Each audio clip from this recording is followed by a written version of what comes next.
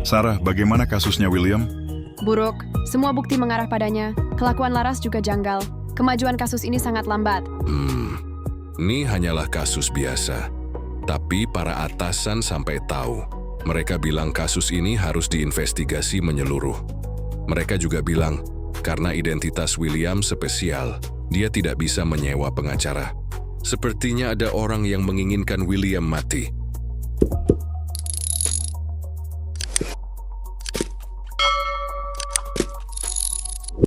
Aku juga menyadari adanya orang yang mengincar William. Aku berharap bisa cepat menemukan bukti yang berguna. Ya, kita harus serius menyelidikinya dan tidak melewatkan sedikit pun petunjuk. Kau jangan terlalu khawatir. Aku siap menanggung tekanan apapun. Tiba-tiba ada yang mengetuk pintu.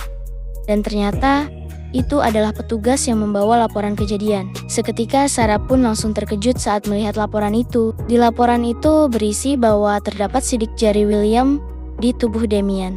William mengklaim bahwa dia tidak pernah menyentuh tubuh Damian. Tapi sidik jarinya ditemukan di tubuh korban. Apa dia berbohong? Selain itu, sidik jari ditemukan di tubuh bagian pinggang Damian. Apa benar William mendorongnya dari gedung? Sepertinya kasus ini sudah terbukti bahwa William harus diadili. Sarah, apa rencanamu? Interogasi ulang Laras Pekar. Aku pasti akan menemukan titik terangnya. Scene pun berpindah ke dalam villa keluarga Yorda. Terlihatlah Lindsay terus memohon kepada kakeknya agar mau mencari cara untuk menyelamatkan William. Dia adalah cucumu. Kau harus menolongnya. Diam. Salahnya sendiri bisa berakhir seperti ini. Aku tidak punya cucu seperti dia. Dia tidak pantas menjadi bagian dari keluarga Yorda. Lindsay, kakekmu benar. Dia berada di dalam situasi seperti ini karena ulahnya sendiri. Bukan salah kita. Sekarang dia harus dihukum dan kita tidak bisa membantunya. Ya, bocah itu emang keras kepala. Kita pernah bicara baik-baik padanya, tapi kau tahu sendiri sikapnya.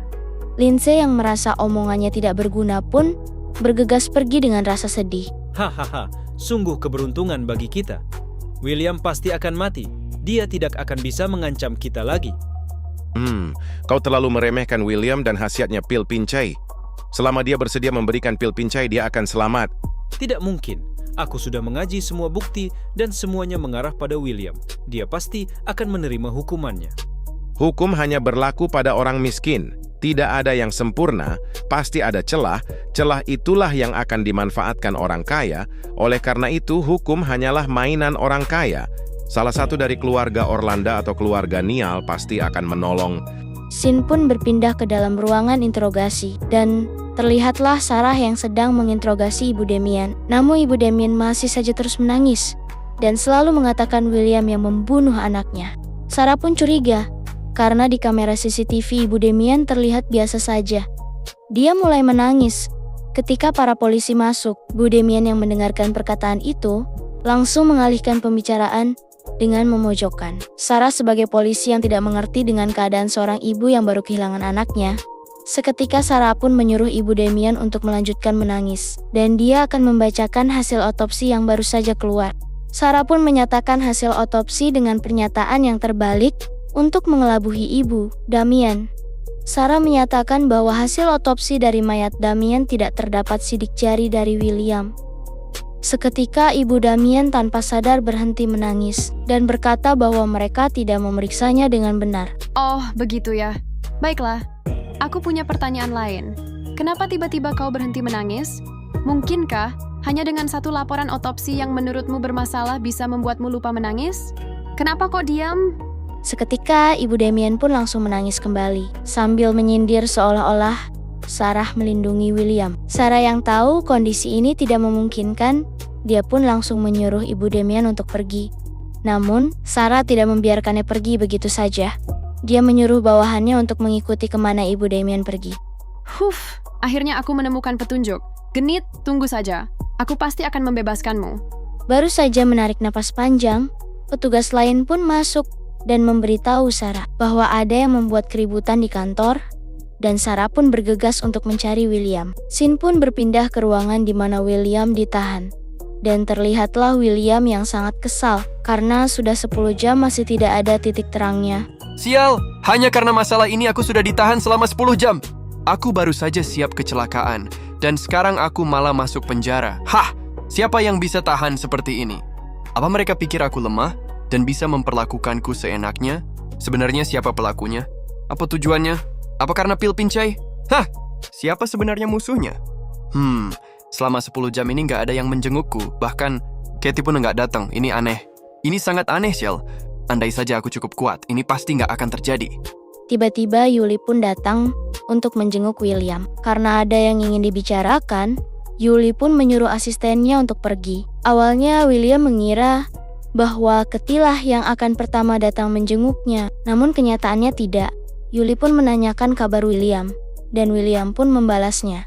William pun bertanya, apakah Yuli percaya bahwa dirinya lah pembunuhnya? Yuli pun menjawab bahwa dirinya percaya bukan William lah yang melakukannya. Seketika ucapan itu pun membuat hati kecil William menangis. Aku hampir menangis karena terharu. Peluk aku Yuli sayang. Tenangkanlah hati kecilku yang menangis ini. Butuh banyak usaha bagiku untuk masuk dan melihatmu. Padahal biasanya nggak seperti ini. Ada yang mengincarmu. Mungkin karena pil pincai, tapi aku belum menemukan orangnya. Berbeda dengan kasus di Hovona, kali ini di negara sendiri. Jaringan intelijen milik Yuli juga nggak bisa menemukan orangnya. Bahkan untuk melihatku saja sulit. Masalah ini lebih serius dari perkiraanku. Dan tiba-tiba Sarah pun masuk dan menyuruh William untuk ikut dengannya. Hal itu membuat William bingung akan apa yang terjadi. Ayo ikut aku akan membawamu ke tempat yang aman. Ini wilayahmu.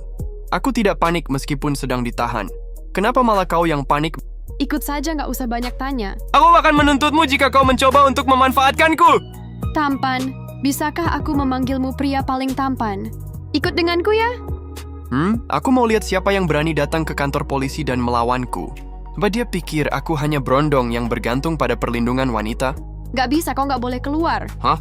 Kupikir kau mau melindungiku dan membawaku pergi. Tapi ternyata kau hanya ingin menyembunyikanku di dalam. Apa yang terjadi di luar? Aku tidak bisa memberitahumu. Ini perintah Pak Haris. Please, dengarkan aku kali ini. Mendengarkan Sarah membawa nama Pak Haris, seketika membuat William semakin penasaran. Meskipun sudah ditahan oleh Sarah, William pun tetap pergi untuk melihat siapa sebenarnya yang membuat keributan di luar. Dan ternyata itu adalah pasukan khusus militer yang dipimpin oleh Nona Celia. Dia menyuruh pihak polisi untuk menyerahkan William padanya dalam waktu 30 detik. William yang melihat kejadian ini pun heran dan mengira adanya peperangan. Celia yang sudah melihat William telah keluar pun segera turun untuk menjumpainya. Sedangkan William menuju ke Pak Haris untuk bertanya tentang kejadian itu. Celia pun berlari sambil bilang bahwa dia akan menyelamatkan William. Pak Haris pun berbicara dalam hati, jika mereka menyerahkan William begitu saja ke angkatan militer, reputasi kantor polisi kota Gemarang akan hancur. Pak Haris pun berbicara keras pada Celia bahwa dia telah melanggar aturan. Dia adalah angkatan militer kami. Kami sendirilah yang akan menanganinya jika dia membuat kesalahan. Sejak kapan aku menjadi angkatan militer? Perkataan itu membuat Pak Haris geram dan bergegas pergi untuk meminta penjelasan kepada atasan angkatan militer. Celia pun mengajak William untuk pergi. Namun Sarah masih terlihat kesal karena William tidak menuruti perkataannya. William yang merasa sudah bebas pun mengejek Sarah dan berkata bahwa dia ragu Sarah nggak bisa menyelesaikan masalahnya. Hal itu membuat Sarah semakin kesal dan ingin menembak William. Untung saja rekan kerjanya mengingatkan Sarah untuk tidak memakai senjata itu. Hingga akhirnya dia memutuskan untuk tidak mengikuti Ibu Damien lagi. Setidaknya William sudah aman sekarang. Ternyata banyak yang memperhatikan William dan mencoba untuk menariknya ke pihak mereka. Angkatan militer bahkan rela mempersulit hubungan dengan kantor polisi. Ini pasti karena pil pincai. Nona Yuli, apakah kita masih harus mengikutinya? Teruslah mengikutinya. Apapun hasilnya, kita perlu menunjukkan sikap kita. Baiklah. Padahal angkatan militer sudah turun tangan. Apalagi yang harus diikuti? Aku nggak mengerti pemikiran Nona Yuli. Sin pun berpindah ke dalam kediaman keluarga Niall. Pak Ronald, aku tidak tahu harus berkata apa, namun aku berterima kasih padamu karena telah menyelamatkanku. Sejak kapan kau bisa begitu sopan? Bagaimana? Apakah ada masalah di kantor polisi? Tidak ada. Jangan sampai Pak Ronald mendapatkan masalah karena masalahku ini. Alah, hanya masalah kecil. Tidak akan membuatku kewalahan. Pak Ronald, aku mau bertanya. Apakah kau tahu siapa yang berurusan denganku? Aku tahu kau akan menanyakan hal ini. Salahnya aku tidak punya informasi mengenai hal itu. Namun, jangan putus asa. Suatu saat identitasnya pasti akan terungkap. Musuh memang pandai bersembunyi, bahkan Pak Ronald pun sampai tidak tahu. Tapi tidak apa-apa. Kurang seru jika musuhnya mudah ditangkap. William, ada yang harus kubicarakan. Demi menyelamatkanmu dari kantor polisi, kami hanya bisa bilang bahwa kau adalah angkatan militer kami. Kelak mungkin akan terjadi hal yang serupa. Lebih baik kau bergabung dengan angkatan militer kami demi kenyamanan. Seperti kata pepatah, menjadi lelaki harus punya ambisi. Menjadi seorang prajurit adalah impian setiap pria yang bersemangat. Dengan perlindungan angkatan militer, kau dapat bebas bertindak dan mendapatkan dua keuntungan sekaligus. Pak Ronald, jangan menggodaku dengan itu. Aku bukan tipe orang yang terikat dengan aturan di angkatan militer. Aku lebih suka kebebasan. Sepertinya kita tidak cocok. Hehehe, kali ini biarkan aku yang bertanya. Kapan Celia akan menikah? Apa yang akan kau lakukan? Tidak perlu was-was. Aku hanya ingin balas budi padanya karena telah banyak membantuku hari ini. Hari ini Celia sungguh mengagumkan. Dia begitu menawan, kuat, dan mempesona. Siapa yang bisa menolak pesonanya? Wah, sepertinya aku mulai terpikat olehnya. Membalas bantuannya, alasan ini tidak tepat karena akulah yang menyuruhnya. Jika ada yang harus dibalas, maka itu adalah aku. Jika Pak Ronald langsung ke intinya, aku juga tidak akan bertele-tele. Bagaimana penampilan suaminya? Apakah dia setampan aku? Kalau tidak setampan aku, lebih baik Celia pilih aku saja. Mungkinkah dia menyukai Celia? Atau dia hanya bercanda? Pak Ronald, jika suatu hari kau harus memilih, kau akan memilih siapa? Calon suaminya atau aku? Jika benar-benar terjadi, aku akan netral. Netral? Jawaban yang membosankan. Anak muda, tidak masalah jika kau benar-benar menyukai Celia.